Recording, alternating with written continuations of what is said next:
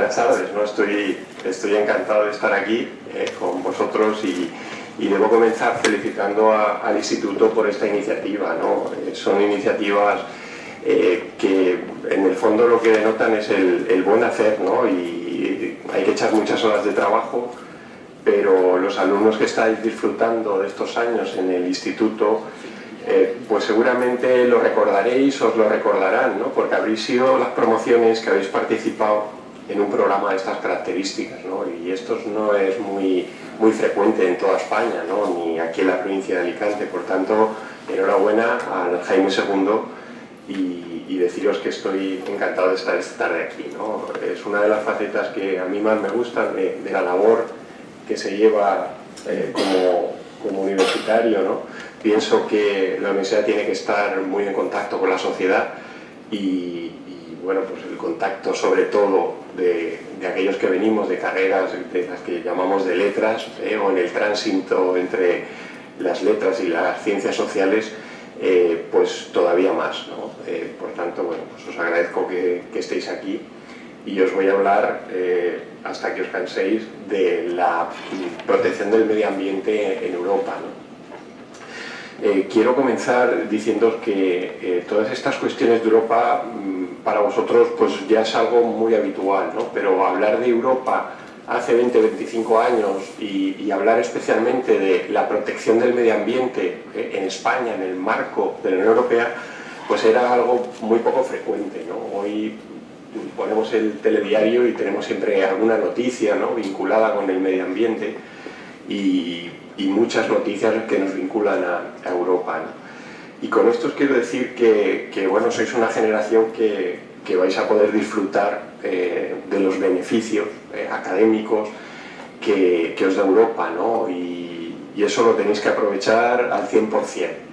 Por eso aprender idiomas, especialmente inglés, tener un buen nivel de inglés, que eso hoy en día es fundamental, porque vuestra vida puede desarrollarse aquí o en cualquier país europeo.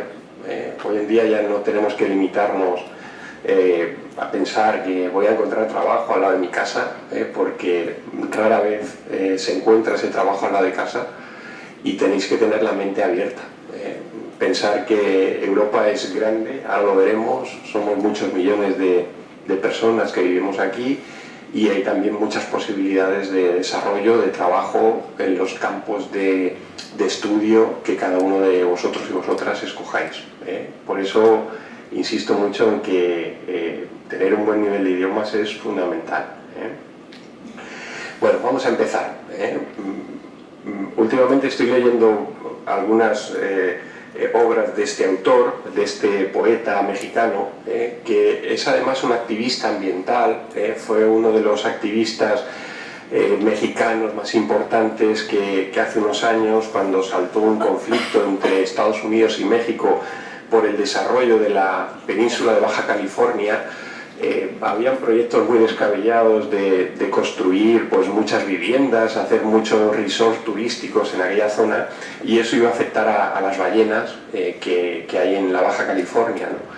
Y Homero Ardigis fue uno de los poetas que se puso al frente, es una personalidad ahí en México, al frente de ese movimiento de lucha, de defensa de la ballena, y tiene algunos poemas preciosos, ¿no? Porque este nos hace reflexionar sobre realmente a veces como seres humanos parece que nos olvidemos dónde estamos, ¿no? En el mundo en el que vivimos, el medio natural o el medio ambiente, como le llamamos ahora, y nos olvidamos de todo. Pensamos que tenemos tal capacidad técnica de modificar el medio, el territorio, que al final perdemos un poco las referencias de dónde pisamos, ¿no?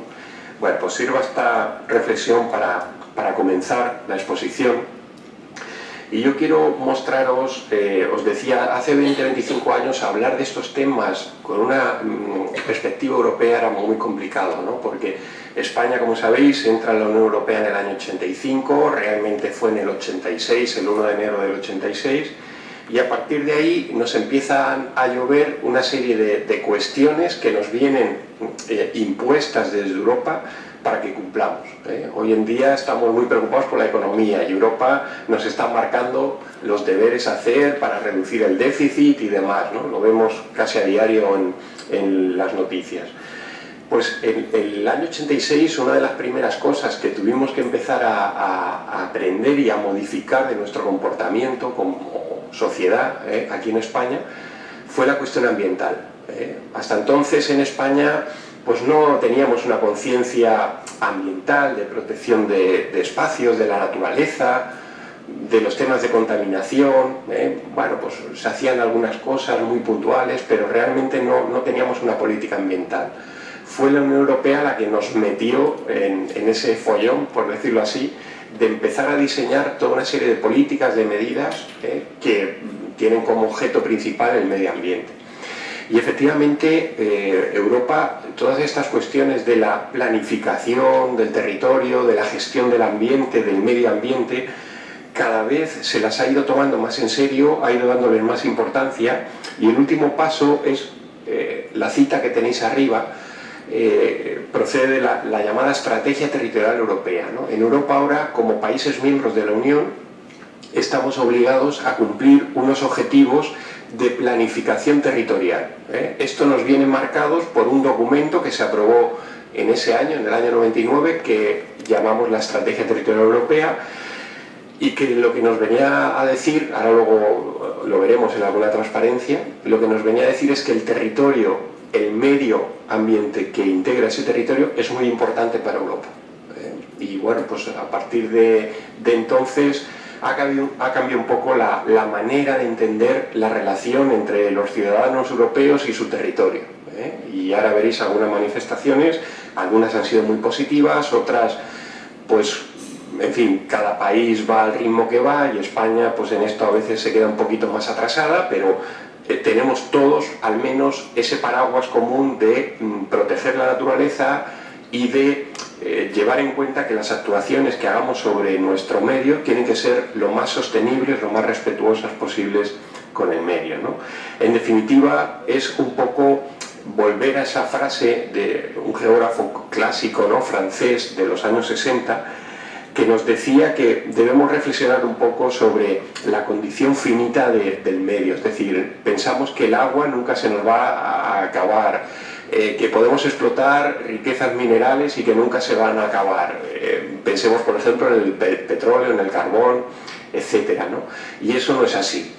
Por tanto, nuestra vida sobre la Tierra pasa unos años, cubre unas décadas, pero luego tenemos que pensar que eso hay que dejarlo en las condiciones más óptimas a los que vienen detrás. Y no podemos, aunque podamos tener capacidad técnica para hacerlo, no podemos derrochar, despilfarrar los recursos del medio natural, porque nos quedamos sin esos recursos ya para siempre. Y esta frase de un historiador, Tony Judt, a lo mejor pues seguramente habéis oído, leído alguna cuestión de él, o si no, los que vais a decantaros por las ciencias sociales seguramente os van a dar lecturas de este historiador británico, desgraciadamente desaparecido hace unos años. Tiene algunos textos que lo que nos viene a decir es que la sociedad, nosotros como sociedad, tenemos que ponernos en marcha. No dejemos que los políticos, por así decirlo, siempre decimos, bueno, esto ya no lo arreglarán, ¿no? El cambio climático, esto ya, en fin, ya se cumplirá el protocolo de tal, o ya el gobierno de turno hará. No, no tenemos que dejar las cosas en manos de los demás. Nosotros como sociedad somos responsables, tenemos responsabilidad de voto, cuando podáis votar ya lo haréis, pero como sociedad tenemos la responsabilidad de marcarle el paso a la política, ¿no? Yo creo que eso en una sociedad democrática es fundamental, ¿no? Que tengamos criterio y que digamos, oye, aquí hay un problema y esto hay que solucionarlo, ¿no? Dejar que las cosas ocurran o esconder la cabeza bajo tierra y decir, bueno, ya no lo solucionarán, Y ahora tenemos pues lo que yo llamo un telón de fondo que nos va a ir acompañando durante muchas décadas, que es el calentamiento global, el cambio climático. Europa es de las de las confederaciones, ¿no?, de las agrupaciones de países en el contexto mundial, que afortunadamente está llevando un poco la voz cantante en la lucha contra el cambio climático. Otra cosa es lo que pasa en cada país, ahora lo veremos. Y es verdad que, por ejemplo, España no hemos cumplido el protocolo de Kioto en ningún año y bueno, pues en fin, hacemos lo que podemos o ahora veremos cómo lo solucionamos, ¿no? Pero sí que al menos en Europa nos fijan unos objetivos cada 10 años para cumplir con reducción de emisiones, con política de protección del medio ambiente, de contaminación acústica, etc. Y eso lo tenemos que hacer los ciudadanos. En el fondo somos nosotros los protagonistas de todo esto. Por tanto, no confiemos tanto en la política porque no nos van a solucionar todo lo que nosotros le pidamos. Bueno, estamos además en un contexto nuevo, como os he dicho, desde los años 90, a lo mejor os han hablado, en el año 92 hubo una conferencia mundial del medio ambiente, conocida como la Conferencia de Río de Janeiro, la Conferencia de Río, y esa conferencia es verdad que supuso un shock, ¿no?, para todas las políticas mundiales, porque por primera vez se habló de sostenibilidad, ¿no?, de que el mundo, como os decía, no está a nuestro capricho, sino que tenemos que actuar sobre el medio de la manera más respetuosa posible. Y hoy en día lo que tenemos son tres elementos integrantes. Somos sociedades, a veces con riesgo, en la zona mediterránea sobre todo, ahora lo veremos. Estamos dentro del marco de lo que llamamos la globalización, una economía que nos come, que nos devora. A veces nos gustaría que no fuera tan rápido, que no lleváramos ese ritmo tan acelerado.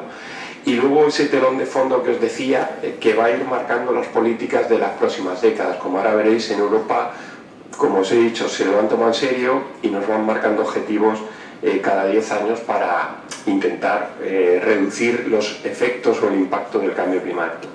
Por tanto, el desarrollo sostenible es un poco el principio que orienta todas las políticas territoriales en la Unión Europea. Y fijaros, esto es así porque los territorios cambian muy rápidamente. Estamos en un mundo, como os decía, de la globalización, pero la globalización no es solo económica, no es solo monetaria, es que toda la dinámica económica que el mundo occidental está llevando e imponiendo, intentando imponer en los países menos desarrollados, transforma los territorios. De hecho, bueno, ahí tenéis cómo en 30 años cambia la fisonomía de un territorio, que lo tenemos muy cercano, como Benidorm, en los años 60, y cómo a finales de los 90, comienzo de los 2000, lo teníamos como lo teníamos. A veces también el ser humano hace cosas indebidas en el territorio, ¿no? Y generamos situaciones de riesgo, lo que llamamos creamos territorios de riesgo. ¿Por qué? Porque construimos donde no debemos, porque transformamos agrícolamente donde no hay agua suficiente y por tanto no lo vamos a poder regar y luego vamos a necesitar agua y no sabemos de dónde sacarla. Y por último, el territorio se va a ir transformando, ya está manifestando algunas cosas por el cambio climático, ¿no? Por tanto, fijaros, yo os decía, sois una generación que vais a vivir la plena integración en Europa como estudiantes, los que sigáis estudiando, pero como ciudadanos, somos ciudadanos europeos. A mí a veces cuando me preguntan, ¿tú de dónde eres? Pues lo primero hay que decir, pues bueno, yo soy del mundo, yo soy del planeta Tierra, ¿no? Pero luego somos ante todo europeos. Luego cada uno será de su territorio y tendremos que respetar las culturas propias y demás, pero somos europeos. Si no nos creemos esto, la Unión Europea nunca terminará de ser realmente lo que tiene que ser, ¿no? Que aún no lo es, que es una unión de ciudadanos. Y os digo esto porque estamos en esas décadas que estamos creando los territorios de la globalización. Y esos territorios conviene conocerlos bien y, como os digo, intentar llevar una actuación respetuosa en ese medio para que no lo destruyamos en poco tiempo. Porque, repito, tenemos capacidad técnica para hacerlo. Hoy en día podríamos liarnos la manta a la cabeza y empezar a extraer petróleo a troche y moche y cargarnos las reservas en 30 o 40 años.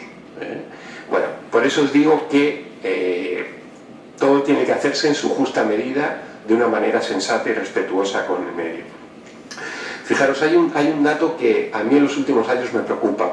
Con este ciclo de crisis que hemos pasado, ¿no? Desde el 2008, como sabéis, parece que ahora estamos empezando a levantar un poco cabeza, pero realmente no podemos decir que hayamos superado la crisis. Estas cuestiones ambientales y específicamente lo que os decía del cambio climático, parece que haya perdido interés en Europa, ¿no? El último Eurobarómetro que se publicó sobre el cambio climático traía unos datos bastante preocupantes, ¿no? Ha dejado de ser un problema. Es verdad que ahora lo que nos preocupa es tener trabajo, que la economía vaya bien. Sí, ese tiene que ser la primera prioridad de los gobiernos, ¿no? Pero el problema es que cuestiones como el cambio climático, que lo tenemos ahí, lo vamos a seguir teniendo, ha dejado de preocuparnos, ¿no? ¿Dónde preocupa más? Y empezamos a hablar de estas velocidades que os decía.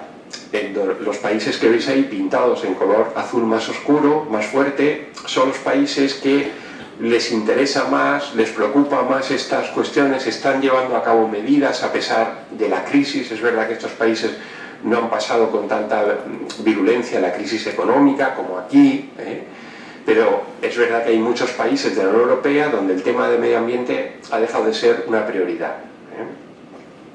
Y luego otra cuestión que vuelve a la cita que os decía antes de Tony Judt es que la sociedad europea piensa mayoritariamente que son los gobiernos los que tienen que arreglar la cosa. Lo que os decía, ya vendrá el gobierno y me lo solucionará. Pero esto está ocurriendo en España. En España también hace unos meses la Fundación Mafre publicó los resultados de una encuesta que llevó a cabo en el año 2012 y también manifiesta cómo con el paso de esta primera década que hemos pasado del siglo XXI y lo que llevamos de la segunda, estas cuestiones ambientales, muy específicamente el cambio climático, ya no interesa tanto. A lo mejor hemos abusado del mensaje, a lo mejor no se ha sabido comunicar bien lo que pasa con el cambio climático como problema ambiental más importante de las próximas décadas, pero está perdiendo interés. Y además, como ciudadanos, participamos poco. Sabéis que ahora en noviembre, desde hace unos años, se celebra el día ese del cambio climático o el Día de la Tierra, como le han llamado, y se apagan las luces durante unos minutos en todo el mundo para un poco poner de manifiesto que hay un problema y para tomar conciencia, ¿no? Pero hay muy poca gente que participe de ese tipo de actuaciones. Desafortunadamente todavía es así. Por tanto, esto es una cuestión que nos debe hacer reflexionar como sociedad. Vamos con Europa. Mirad, Europa es un territorio que se transforma también muy aceleradamente. Ahí tenéis lo que hoy en día llamamos el grado de artificialidad, es decir, el grado de transformación del territorio. Por ser más claros, el grado de construcción de carreteras, de construcción de casas que se lleva a cabo en el territorio de la Unión. Fijaros que el reparto es desigual, siempre hay un espacio central, que es este arco que vemos ahí pintado en color azul, que le llaman la banana europea, entre Londres y Milán. Todo ese espacio central es donde se concentra el 70% de la población europea y el 75% de la economía, del Producto Interior Bruto de la Unión Europea. En ese conjunto de ciudades, de territorios que veis ahí, es donde más dinámica económica y social hay de Europa. Ahora bien, hay otros territorios, por ejemplo los nuestros, los mediterráneos, que también en poco tiempo se han transformado mucho. Por eso se ven unas tonalidades rojizas, además de Madrid, capital, Barcelona, pero si seguimos Barcelona hacia el sur, todo lo que es la ribera nuestra del Mediterráneo es de los espacios europeos que los últimos 15 años más ha cambiado, más ha transformado. Los resultados los vemos claros. Si vamos a veranear a nuestras playas, hemos visto que en el paso de 10, de 15 años, vuestros padres tendrán más conciencia de todo esto, ¿no? Porque habrán vivido el antes y el ahora. Vosotros habéis vivido sobre todo el ahora, ya la transformación, pero hace unos años, si echáis la vista atrás, había muchas grúas construyendo muchas casas. Todo eso ha convertido a nuestro territorio en un territorio muy dinámico, ¿no? Digamos que la artificialización del territorio ha sido muy acelerada. ¿Dónde ha cambiado más esto? Como os decía, donde veamos las tonalidades azules y azules más oscuras, nos indican lo que en los informes técnicos de la Unión Europea llaman los hot spots, ¿no? Los puntos calientes del territorio, es decir, donde más intensidad ha tenido ese cambio. Y estamos nosotros precisamente en uno de ellos. Y esa tipología de cambio del suelo, ¿hacia dónde ha ido? ¿Hemos transformado los territorios para convertirlos en parques, en zonas verdes, en espacios rurales? No. Los hemos transformado hacia la urbanización. Construcción de espacios residenciales, muchos sitios de turismo residencial en el litoral mediterráneo, y es un poco la gran transformación que hemos tenido aquí desde mediados de los años 90 hasta que estalló la crisis, ¿no? Lo que se ha llamado también la burbuja inmobiliaria, porque se basó mucho en esa cuestión, ¿no? Y hoy en día el territorio europeo, bueno, tenemos de todo, como veis ahí, las tonalidades más rojas o de colores más calientes significan espacios más rurales. Las tonalidades más verdes significan espacios más urbanos, o donde la transformación hacia el urbano ha sido más intensa en los últimos años. Estamos nosotros ahí. Hemos transformado el territorio hacia un territorio pues de servicios, muy urbanizado, muy residencial, y esa ha sido la gran transformación que en nuestra zona, pero como veis hay espacios de Italia, de Bélgica, de Holanda, de Alemania, del Reino Unido, que también se han transformado en ese sentido. Y por último, lo que en Europa se llaman las tipologías de zonas urbanas. Fijaros, todos estos mapas que os estoy poniendo tienen su interés porque a partir de aquí Europa diseña sus políticas. Es decir, en función del tipo de territorio que tú tengas, del tipo de agricultura que practiques, del tipo de ciudad que seas, te va a corresponder un dinero. En el fondo, la Unión Europea todavía es mucho de esto, de economía, de dinero, de ayudas que nos puedan venir, de fondos que me pueden venir para financiar determinadas obras, y nosotros somos básicamente espacios considerados urbanizados o urbanos por la Unión Europea. Los que tenemos más años aquí en la sala, si echamos la vista atrás y recordamos años 60, 70, la gran transformación que ha habido en nuestro país, en España, que hemos pasado de ser un país muy rural o ruralizado, con un peso importante de la agricultura, a todo lo contrario en apenas 40 años.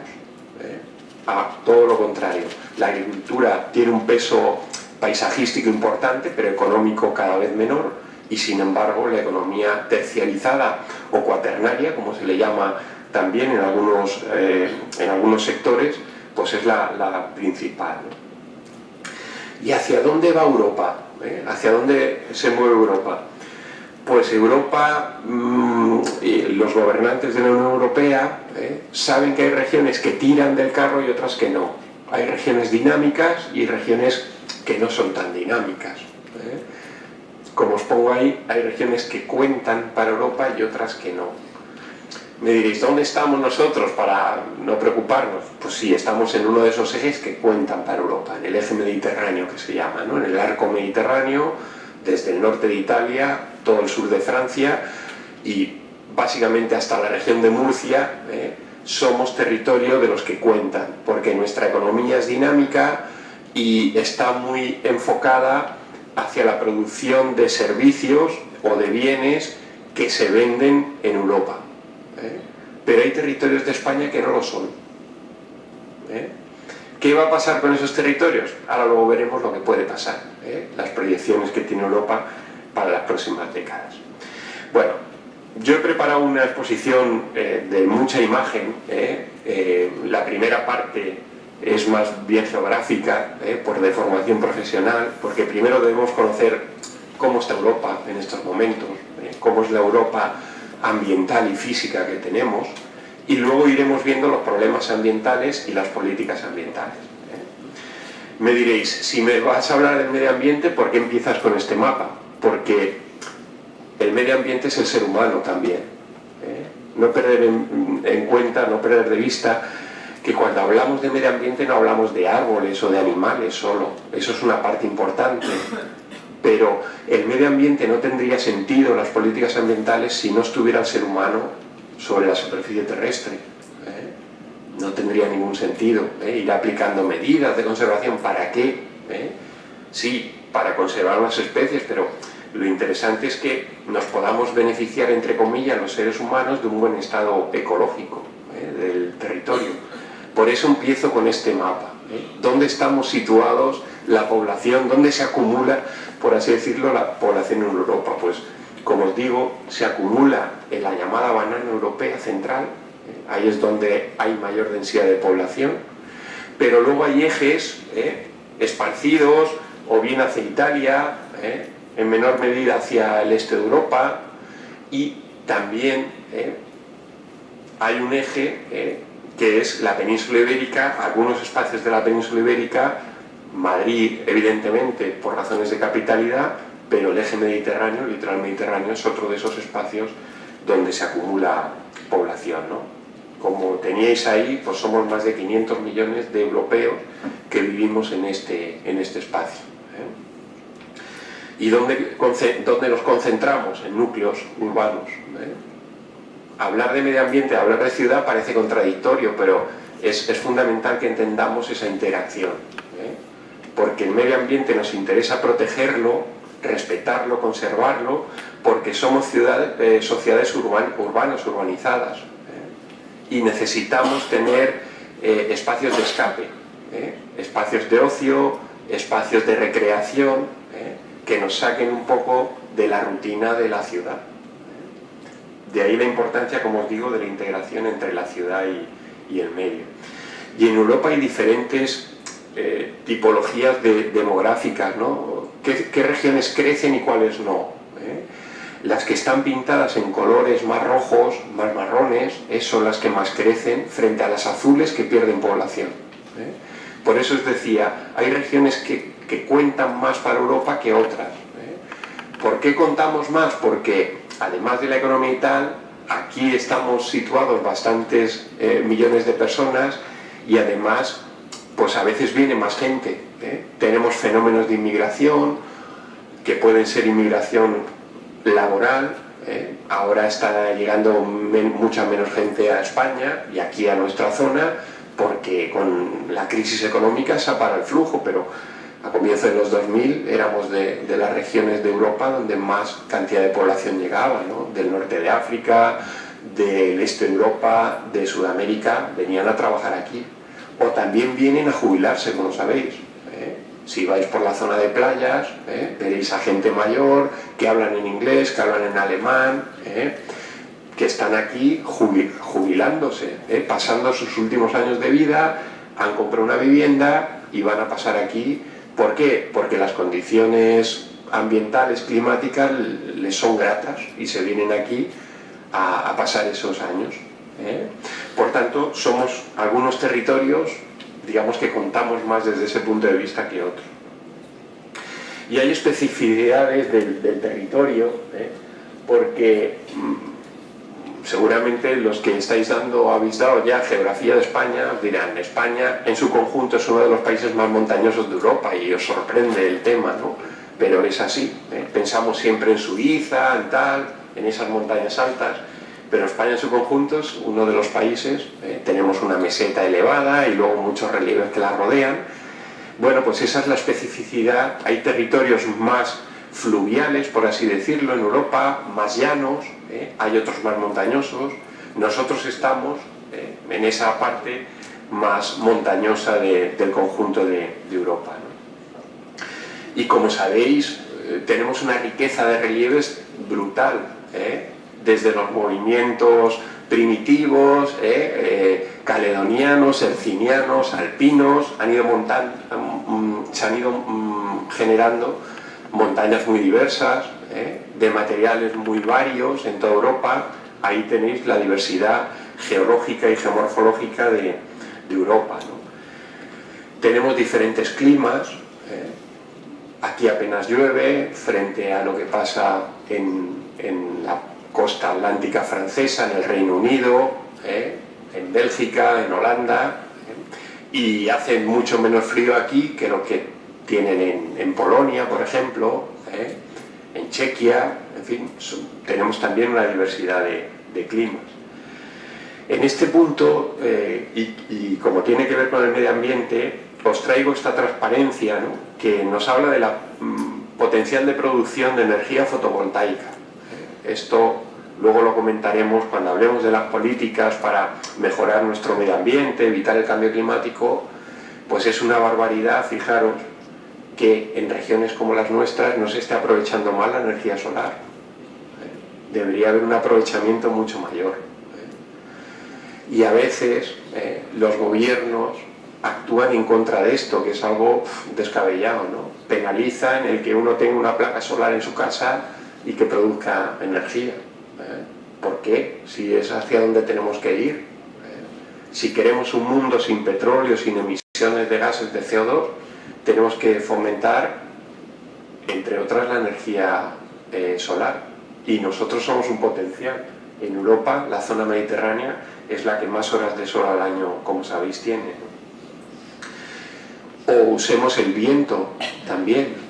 En Europa hay muchas zonas donde se ha apostado claramente por la energía eólica. Pensar en Dinamarca, por ejemplo, pero también países como Holanda, el norte de Alemania, el Reino Unido, han montado parques eólicos en tierra o a veces marinos. Aquí en España ha habido un primer boom de parques eólicos, pero que se ha frenado también, ¿no? Bueno, pues tenemos zonas muy favorables, incluso las nuestras, ¿no?, para montar este tipo de energía más limpia, nada contaminante, porque no emite ningún tipo de gas, y por ahí tenemos que ir, ¿no?, en el futuro. Hay también, bueno, una riqueza vegetal tremenda, en Europa, como sabéis, y España es un pequeño continente dentro del continente europeo, ¿no?, con una variedad también de vegetación tremenda, ¿no? Y esto ha tenido un aspecto fundamental para la protección de estos espacios. Lo que tenéis ahí, una directiva que le llamamos la Directiva Hábitat, ¿no? La Directiva Hábitat, que tiene o nos obliga a todos los países europeos a proteger determinadas especies y determinados espacios naturales. Esto es muy importante porque una vez que proteges ese espacio, ya no lo puedes urbanizar. Por eso la importancia de este tipo de medidas de proteger esos espacios, por los que ya no puede caer, por así decirlo, ni la apisonadora ni la grúa. Esos espacios tienes que mantenerlos siempre libres de urbanización. Esto es muy importante en el conjunto de Europa. Y luego los ríos.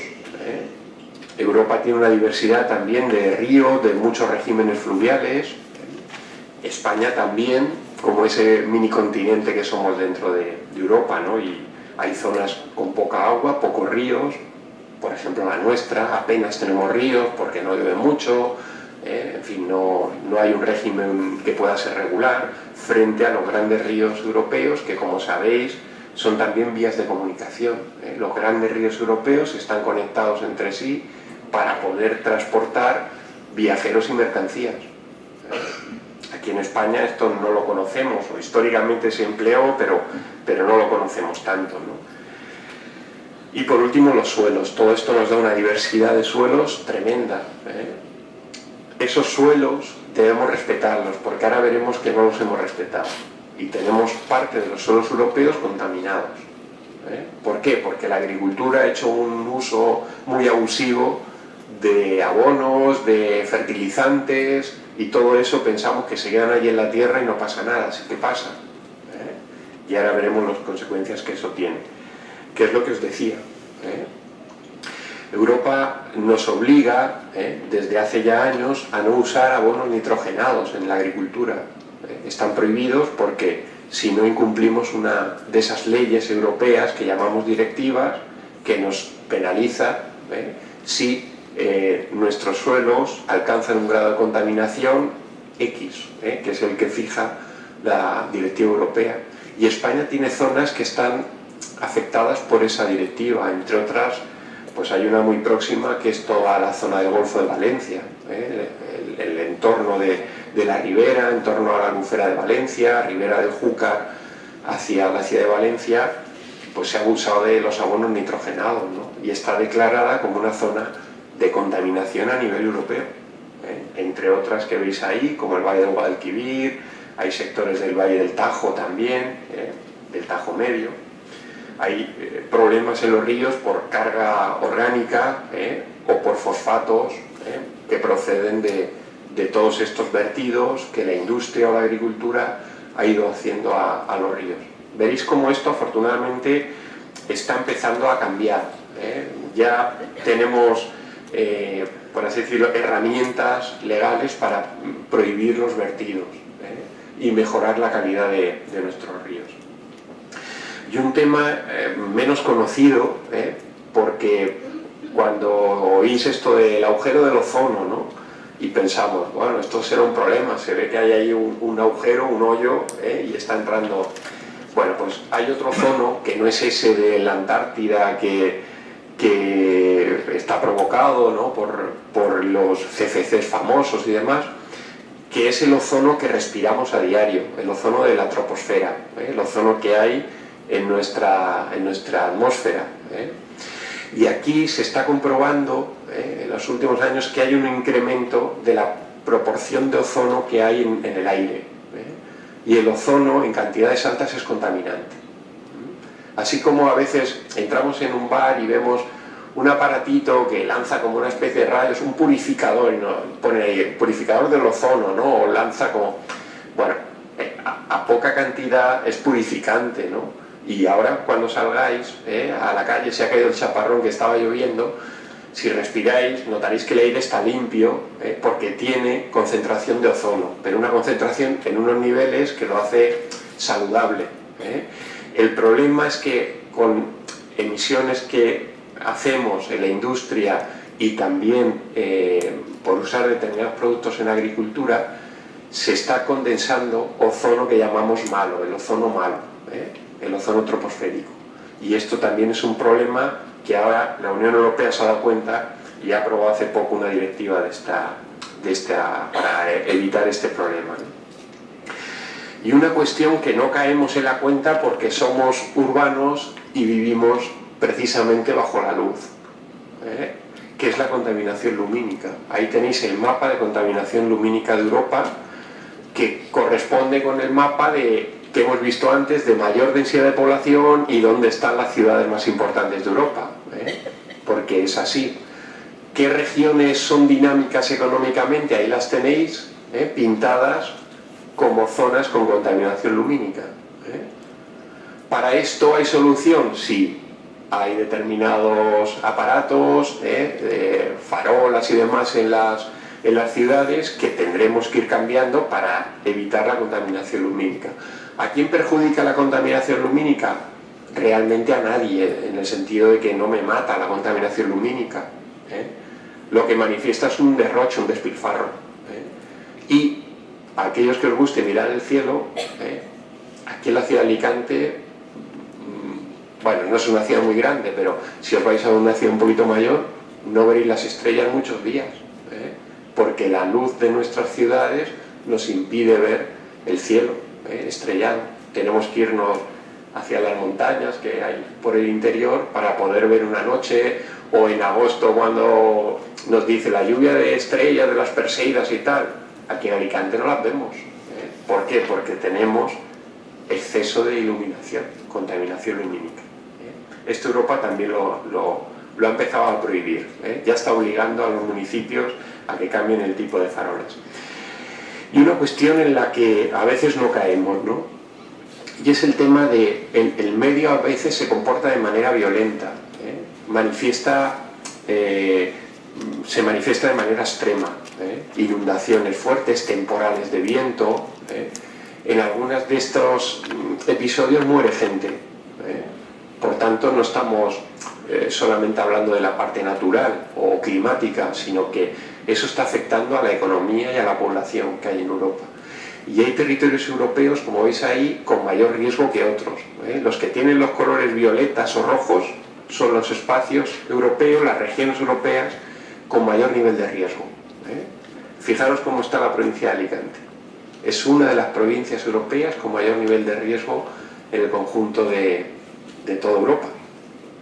Me diréis, ¿por qué?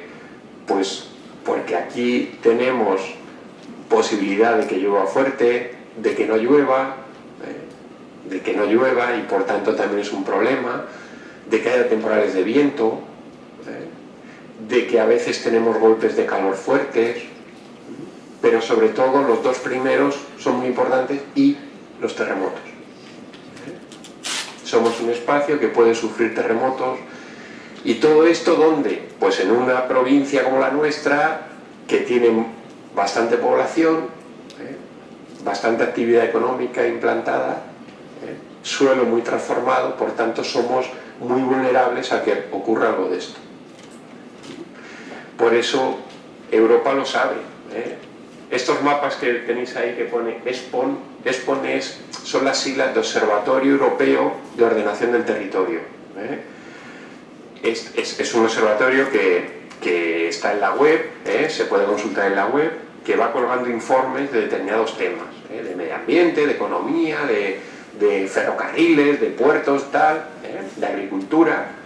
Y lo importante que tiene, o por lo menos desde la geografía nos parece muy interesante, es que incluye mapas que te permiten ver dónde están los problemas en Europa. Nosotros tenemos un problema como territorio de riesgo en el conjunto europeo, ¿vale?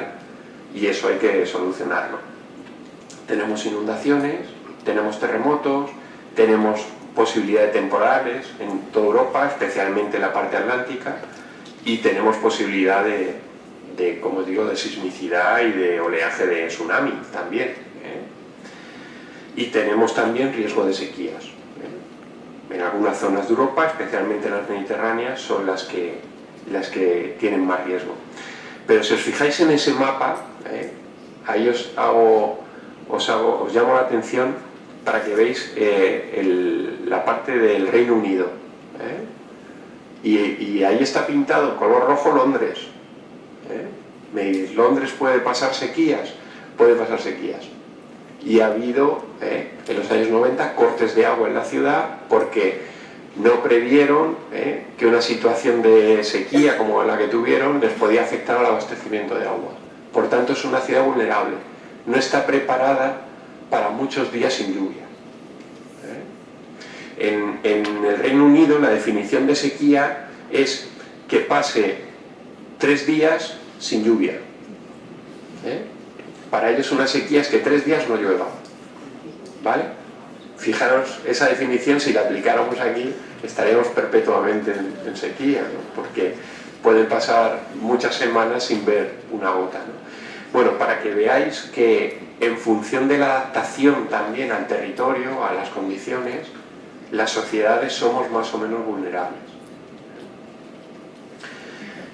Bueno, para que veáis un poco el dibujito con el que juega Europa, cuáles son las zonas que mayor peligrosidad, mayor riesgo natural tienen en el territorio europeo. Pues más o menos dibujan la forma de un escorpión. Nosotros estamos en una de las pinzas de ese escorpión, como os decía antes. Pero el gran problema es el corazón central, donde se concentra la población y la actividad económica. Y allí sobre todo se pueden dar inundaciones. La zona de Alemania, de Holanda, es donde se producen fuertes inundaciones, también en Francia. Bueno, voy rápido con 2 aspectos y así después dejamos para el debate y las preguntas que queráis. ¿Qué podemos hacer desde Europa para proteger el medio ambiente? Pues Europa, desde su constitución, en el año 57, ha ido aprobando una serie de normas, de tratados de fundación y refundación, y cada uno de ellos le ha ido dando importancia a un aspecto. Por sintetizaros lo que tenéis ahí, para proteger el medio ambiente, lo más importante es que tengamos documentos, pero sobre todo que tengamos instrumentos para hacerlo. Y lo más importante que tiene Europa son las directivas, es lo que os pongo al principio de todo. Cuando Europa nos aprueba una directiva, por así decirlo, estamos perdidos. ¿En qué sentido? Que tenemos que cumplir con lo que nos dice el objetivo que nos marca la directiva y en el plazo que nos dice. ¿Qué pasa si no cumplimos el plazo? Si Europa nos dice, por ejemplo, en el año 2020 tienes que reducir tus emisiones un 20%. ¿Qué pasa si llega el 2020 y no lo cumplimos? Tenemos que pagar una multa. Lo bueno, yo siempre digo que es lo bueno de las directivas, es que nos obligan a pagar multas. ¿Qué quiere decir eso? Que lo que tenemos que hacer es hacer las cosas, porque si no nos sancionan económicamente. En materia de medio ambiente hay varias directivas europeas que no hemos llegado al plazo y España tiene que seguir pagando. Hasta que no cumplas el objetivo, los años que pasen que no cumplas, pagas. Por eso una parte del presupuesto de los estados tiene que contemplar las posibles sanciones que nos vienen desde Europa. Ahora nos sancionan por no cumplir el déficit económico, pero lo que no nos dicen, y es que ocurre, es que nos sancionan por no cumplir las directivas de medio ambiente, por ejemplo. Y también estamos pagando. Paso rápido a esto. Europa se constituye en el 57, en ese tratado no se hace alusión al medio ambiente y tuvo que ser en el tratado del 92, en el tratado que llamamos de Maastricht, cuando empezaron a contar las políticas ambientales realmente en la Unión Europea. Luego el tratado de Ámsterdam, bueno, pues también mantuvo esa cuestión. Fue importante el tratado de Niza, como sabéis, y ese tratado estableció un objetivo que era llegar a tener una constitución en Europa. Esa constitución se redactó y, como veis ahí, en el año 2004 teníamos una constitución europea. Entonces se decidió, porque estaba así estipulado en el tratado, que los países tenían que hacer un referéndum para ver si queríamos la constitución europea. En esa constitución se incluía un apartado específico sobre el medio ambiente en Europa. Los derechos y deberes de Europa o de los europeos con el medio ambiente. El problema que tuvimos es que la Constitución no se aprobó. Se exigió que la aprobación fuera por unanimidad de todos los países. Si un país votaba que no a la Constitución, se venía abajo. Y como veis ahí, Europa votó favorablemente, pero Francia la rechazó. Y Holanda también. Y la Constitución dejó de tener vigencia. Por eso os decía que Europa nos falta una pata por cubrir, que es todo este apartado. Necesitamos un documento de Constitución para sentirnos realmente europeos. Y en materia ambiental, pues sería muy bueno que todas las políticas de todos los países estuvieran coordinadas bajo los principios de una Constitución.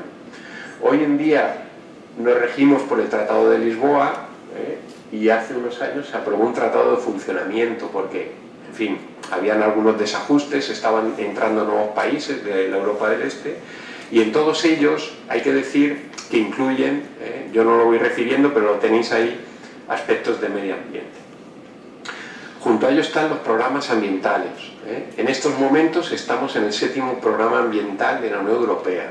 Ha fijado 9 grandes objetivos en materia ambiental para cumplir en el año 2020. Todos los países europeos tenemos que cumplir esos objetivos. Por tanto, es importante conocerlo. Y algunas de estas principios o directivas han sido muy importantes para nuestro país. Yo siempre digo que en España la mejora del medio ambiente que hemos tenido en los últimos 25 o 30 años ha sido gracias a la Unión Europea, a la aprobación de directivas y la puesta en marcha aquí de estas directivas, porque si no, muchos aspectos no los hubiéramos hecho. En España las ciudades no depuraban sus aguas.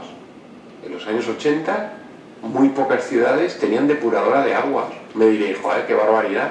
¿Y dónde se echaba lo que se va por el servicio? Al mar. Directamente se echaba al mar o a los ríos. tuvo que venir una directiva europea de depuración que nos obligó a construir plantas de depuración. Los ríos tienen que estar limpios, no podemos contaminarlos con el desecho de nuestras casas, gracias al cumplimiento de esa directiva. ¿Qué hubiera pasado en España si no estamos en la Unión Europea? Pues que ya veríamos.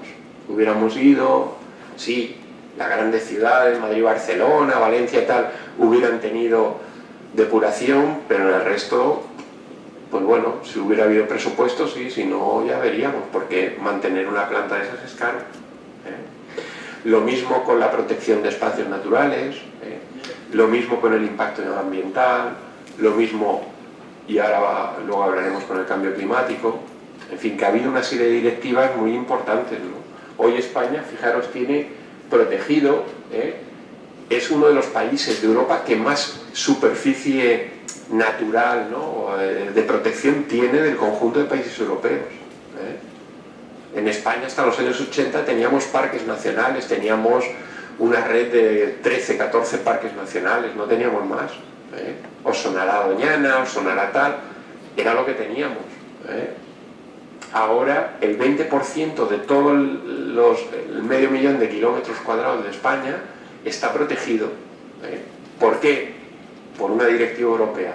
Nos hemos acogido y hemos dicho, estos son los territorios que cumplen con los requisitos que tiene la directiva. Por tanto, esto es muy importante. Ese 20% del territorio ya nadie lo va a poder tocar. Es decir, está protegido y nadie lo puede tocar. Afortunadamente, habría que decir. Lo mismo con el agua. En Europa se aprobó en el año 2000 una directiva y nos ha cambiado la filosofía de la gestión del agua. En primer lugar, nos han cambiado los espacios como se gestiona el agua. Ahí tenéis el mapa de lo que antes llamábamos confederaciones del agua, ahora ya no, hay que hablar de demarcaciones, y incluyen parte de agua del mar. El territorio del Júcar o del Segura, que son los ríos próximos grandes que tenemos por aquí, incluyen el agua próxima del litoral, para efectos de planificación. Estos cambios nos han venido impuestos desde Europa. Habréis oído decir, aquí se aprobó hace unos años un plan que contemplaba que viniera agua del Ebro hasta aquí, el famoso trasvase del Ebro. Nos iban a traer agua a Valencia, a Murcia, hasta Almería, desde el Ebro, con un canal de varios cientos de kilómetros, que desde la desembocadura del Ebro, desde Tortosa, iban a hacer un canal hasta aquí. Eso hoy en día es imposible e inviable. ¿Por qué? Por la directiva europea. Ya no nos dejan hacer ese tipo de actuaciones, afortunadamente, diría yo, porque eso era una barbaridad. Afortunadamente no nos dejan hacerlo. Os lo digo porque ahora vienen elecciones y oiréis a gente, políticos en mítines, en la tele saldrán, que dirán, no preocuparos alicantinos que va a venir el agua del Ebro aquí. No, el agua del Ebro ya no puede venir. Es decir, no me venda usted el cuento, ¿vale? Si usted conoce un poco la normativa europea, la directiva marco del agua prohíbe ese tipo de actuaciones. Porque estamos afortunadamente en Europa. O sea que eso es inviable, jurídicamente y por supuesto ambientalmente. ¿Vale? Gracias a Europa. Y lo que os he dicho de los territorios de riesgo, que también se han ido aplicando una serie de cuestiones. Termino esta parte con lo del cambio climático, ¿no? ¿Qué se está haciendo para evitar el cambio climático? Bueno, pues lo que se está haciendo, se aprobó un libro verde, y luego, mirad, hay dos documentos que nos están marcando para los próximos años. El primero es la Europa 2020, que nos dice que en el 2020 tenemos que reducir las emisiones un 20%, reducir un 20% nuestro consumo energético, y que un 20% de nuestra energía sea renovable. ¿Vale? Mirad, me diréis, bueno, y en el conjunto europeo, ¿quién va más avanzado? Los países del norte siempre. Siempre. Tienen más dinero y aplican medidas. Pero España, por ejemplo, ya cumple uno de esos objetivos, el del 20% de las energías renovables. producimos energía eléctrica algunos días del año solamente con energía renovable, eólica y solar, fundamentalmente la eólica. Pero nos falta cumplir los otros dos objetivos. Nuestro consumo de energía en los últimos años creció mucho, con la crisis se ha estabilizado, pero sigue siendo muy alto. Y no hemos reducido las emisiones un 20% ni de risa. Es decir, que ahí no cumplimos el protocolo de Kioto desde hace años.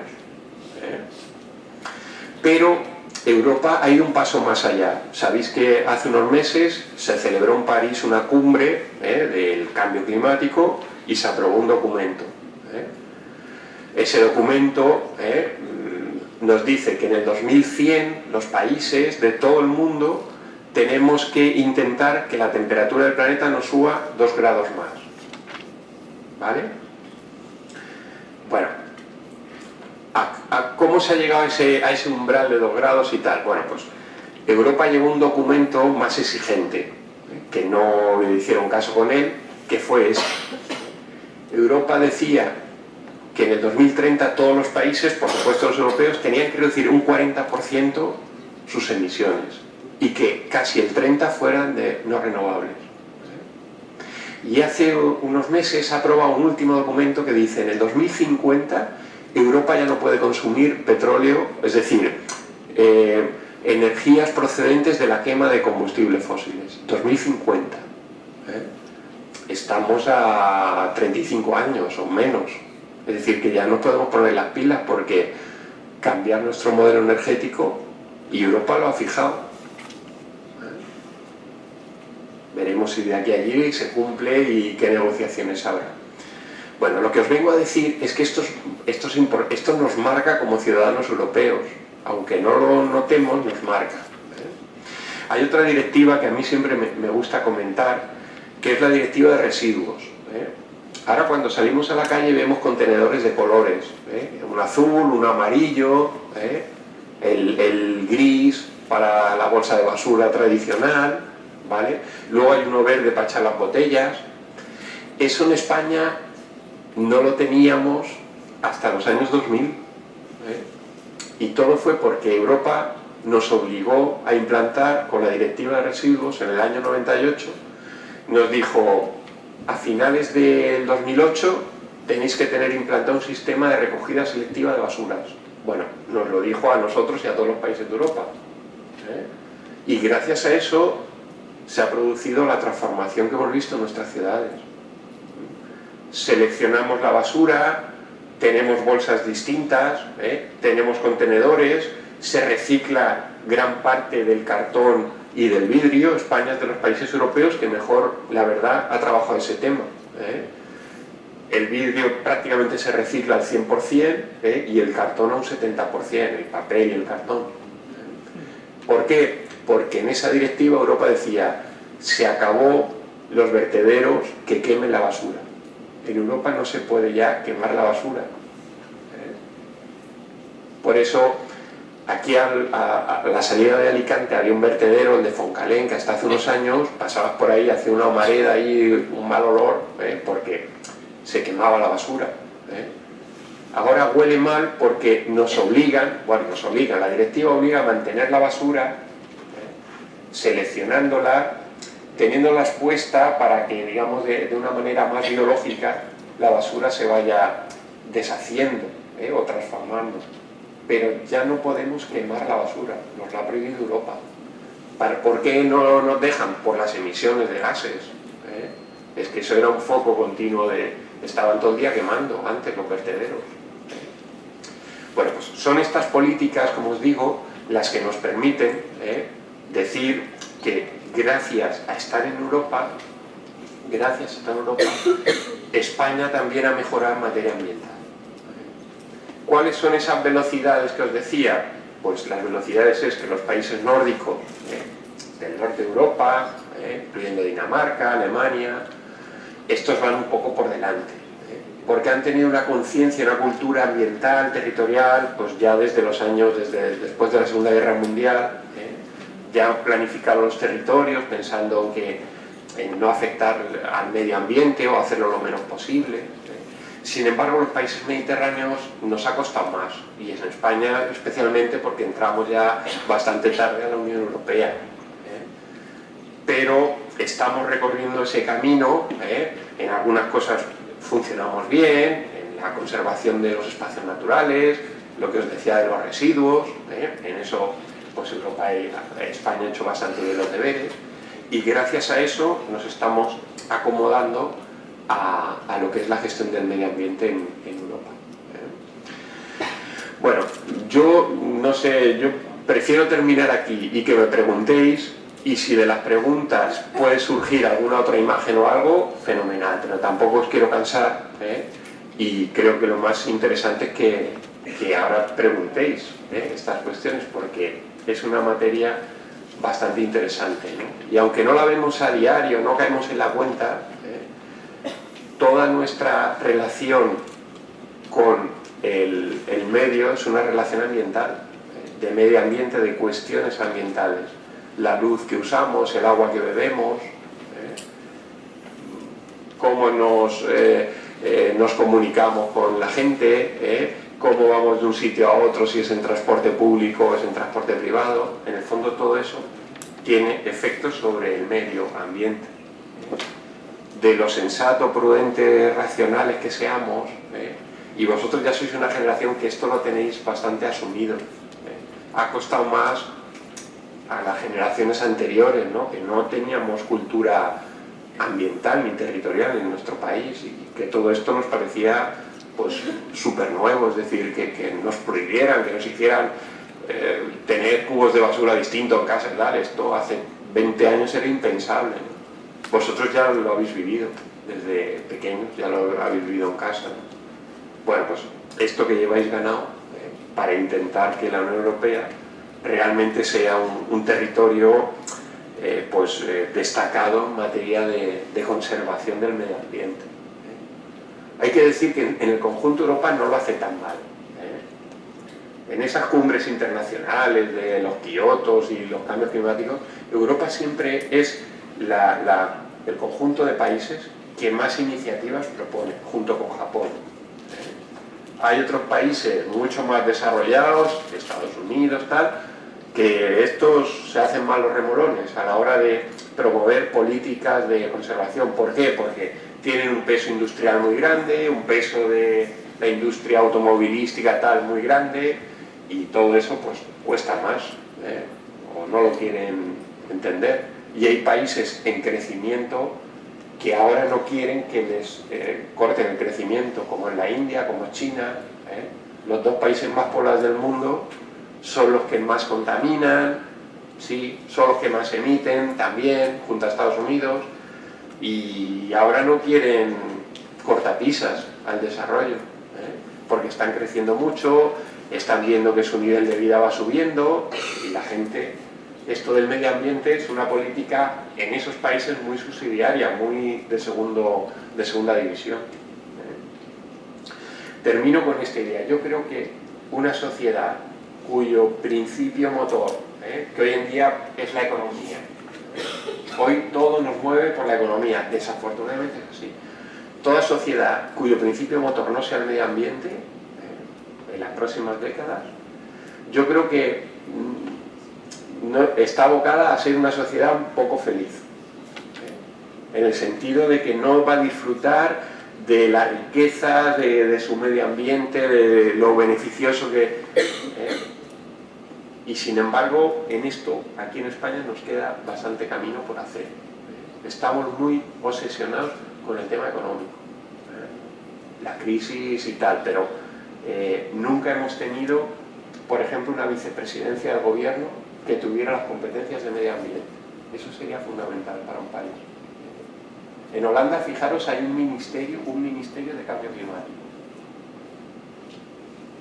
para que veáis las velocidades distintas que van en unos países y no en otros. Aquí teníamos una secretaría del cambio climático hace unos años y el gobierno la eliminó. Y bueno, no sé si esto Lo que vengo a decir es que no por evitar el problema o por querer decir lo quito y ya está, el problema se va, ¿no? Si es que lo tienes ahí, si es que estamos perdiendo años para poder afrontar esa cuestión. Por tanto, si el medio ambiente no es el eje de las políticas de todo tipo, estamos condenados a ser una sociedad poco feliz, en definitiva.